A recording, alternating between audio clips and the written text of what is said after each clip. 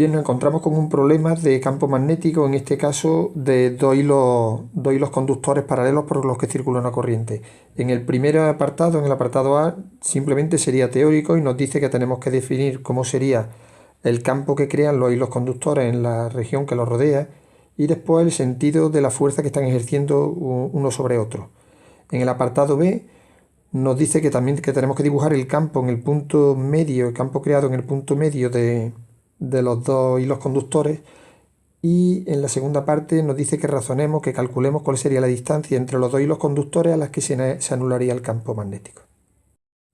En el apartado A nos dice que tenemos los dos hilos conductores paralelos que tienen corrientes eléctricas de la misma intensidad y sentido, y que, bueno, que tenemos que indicar cómo sería el campo que crea en la región del espacio que los rodea. La ley que nos rige el campo que crea una corriente eléctrica es la ley de Biot-Savart, y cuyo cálculo lo hace bastante más sencillo para el cálculo de situaciones como por ejemplo el del hilo conductor, la ley de Ampère. Nos dice que el campo creado por un hilo conductor por el que circula una corriente tiene de módulo B igual a nu sub 0 y permeabilidad magnética del medio por la intensidad partido por 2 por pi por d, que sería la distancia que separa los dos hilos conductores, esta distancia de aquí.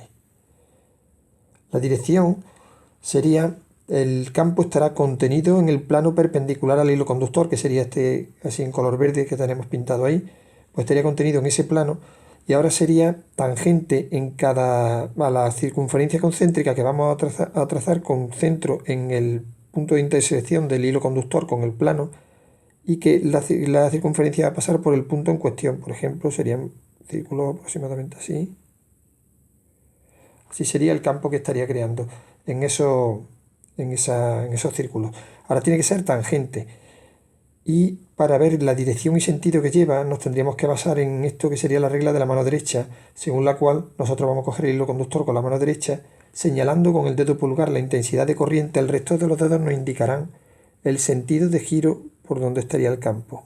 Sería, en este caso, sería así, y girando así, tanto en una circunferencia como en la otra. En este punto, por ejemplo, la tangente sería así, y por tanto el campo, siguiendo la línea esa, el campo vendría así en este sentido. Si queremos calcularlo en este punto, nuevamente sería tangente y va siguiendo la línea que nos está marcando el sentido de giro, luego el campo sería así. Si queremos calcularlo en este punto, sería nuevamente tangente y nuevamente este vendría dirigido en ese sentido, y así tendríamos el valor del campo en cada punto. La situación para el otro hilo conductor sería exactamente igual.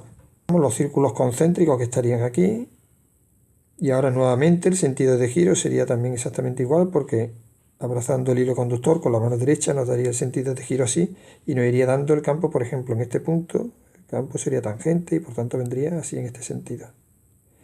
Y esa sería la dirección y sentido que tendría, y el módulo que sería este, módulo, dirección y sentido de la intensidad de campo magnético en cada uno de los puntos del espacio que lo rodea. Tener en cuenta que acordaos que el campo total será la suma de los dos vectores, lo que sería la suma del B1 más B2, suma vectorial.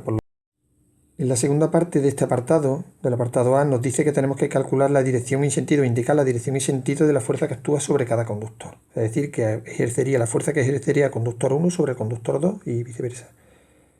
La ley que nos rige eso sería la ley de Lorentz para hilos conductores, que nos dice que cuando tenemos un hilo conductor dentro de un campo magnético, aparecerá una fuerza sobre el hilo conductor cuya módulo será igual a I por L por B, donde I sería la intensidad de corriente que pasa por el hilo conductor, que va a sufrir la fuerza, por la longitud del hilo conductor, por B, que sería el campo, en este caso el campo que estaría creando el otro hilo conductor, por el seno del ángulo que forman los dos vectores.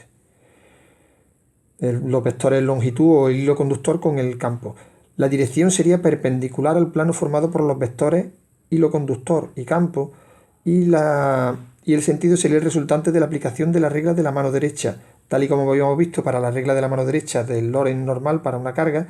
Lo que pasa es que en este caso sustituimos la velocidad, la sustituimos por la intensidad de corriente. Pues bien, en este caso tendríamos, si vemos el hilo conductor 1, ese hilo conductor 1 estaría creando un campo que sería nu sub 0 por I sub 1 partido por 2 pi d.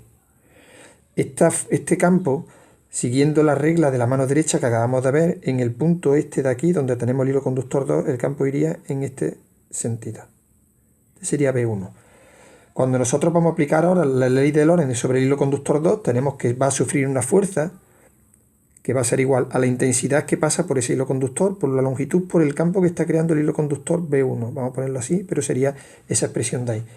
Y aplicando la regla de la mano derecha, veremos que señalamos con el dedo índice la intensidad de corriente, con el dedo corazón vamos a indicar la intensidad de campo magnético y por tanto nos saldrá que la fuerza vendrá en este sentido.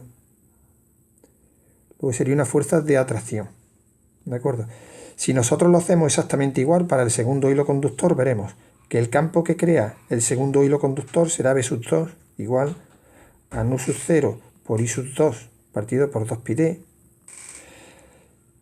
que para ver cómo sería, aplicando nuevamente la regla de la mano derecha que hemos visto antes de la ley de Biot-Savart, veremos que cuando señalamos con el dedo pulgar la intensidad de corriente I sub 2, veremos que el campo nos va a salir para acá.